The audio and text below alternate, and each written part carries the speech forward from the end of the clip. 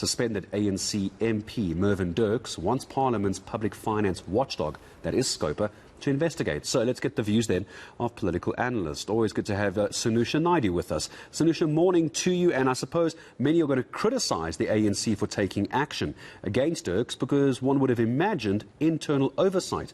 That's what MPs are supposed to do. Good morning, Gareth. I mean, yeah, I think technically speaking, you see something or the MPs you see that there's some level of misuse or oversight, then they basically have to talk about it. But I think the challenge here is the process within which it came to the Scopa committee in terms of how it arrived in the context of what the honourable member was doing. Questions are being raised around the fact that, is the evidence that he is using verifiable? Because we're saying it's allegedly a leaked audio clip.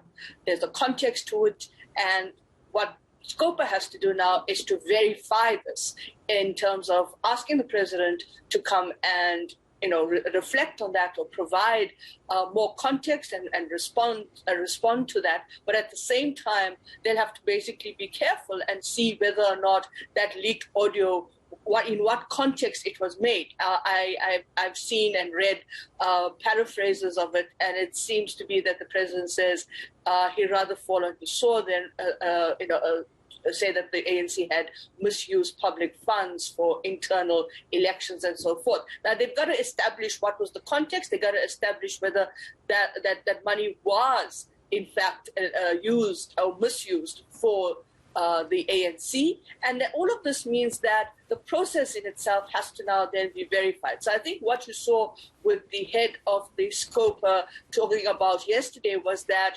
they've invited the president, they've written to him, they said he's got 10 days to reply and to respond and appear before the committee in terms of providing his response to this allegation that the honourable member made. Because remember, the honourable member is suspended, but he's still a member of parliament. So at the end of the day, I think that whilst we talk about oversight, I think the bigger challenge here is in what context is this oversight being brought in terms of parliament now looking at the situation. And what does it look like to you, Sanusha, when the ANC very quickly suspending Dirks for behaviour unbecoming of an MP? The optics of this does look that it can be contradictory and selective in who the ANC will take action against, in this case Dirks, and higher ranking politicians who've also perhaps brought the party into disrepute, arguably, but no action's been taken at all. Gareth, it's a little bit more than just about whether the party is taking action or not. Yes, we've noted that in the previous parliament, there was a lot of challenges, and in previous parliaments as well. We saw this in the evidence that was given and presented before the Zondo Commission that the parliamentary oversight was weak. But I think in this case as well, what we also reflect on is that there's the ANC caucus in parliament. And how that is playing out as well in terms of creating cohesiveness, creating a kind of succinct nature in terms of that there's no disunity in the caucus. Now, you must remember that the honourable member was also the work for the Scopa. So then there's that element as well. And of course, now this is quite a major allegation because it's the President of the Republic. And so in these kinds of contexts, I think that it is about how these dynamics are also, playing in the grey area between the party and the state. And I think in Parliament, the challenge is the role of the caucus and how the role of caucus plays a critical dimension in terms of the oversight capacity, but what they will look at in terms of oversight. So it's quite a messy affair in terms of that context, but I think it's going to be quite important to look at what the evidence is and what the committee decides after hearing the president and whether or not they'll pursue their own independent investigation.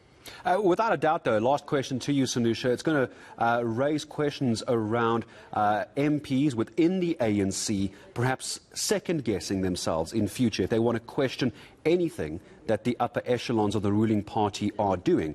They question it, they could face suspension or some kind of action. The severe critics of this could suggest it's some kind of fear-mongering, or is that going too far?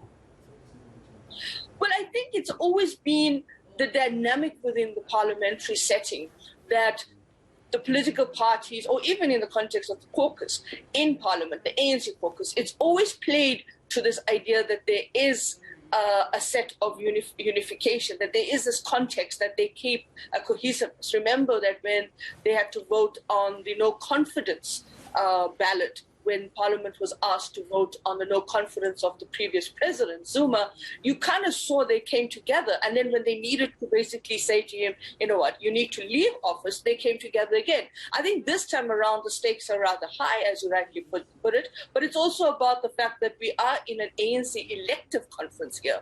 And so already the salvos have been fired. You know, you've got different dimensions, factions in the party coming along. And I wondered to how much we have actually realized, or rather we've seen these deep cleavages now play out even in Parliament. We know that they're there, but they're quite early on now in this elective year. So I think we're always going to have that party political dynamic, the leadership question, the challenges, and we started the year off with these kinds of challenges.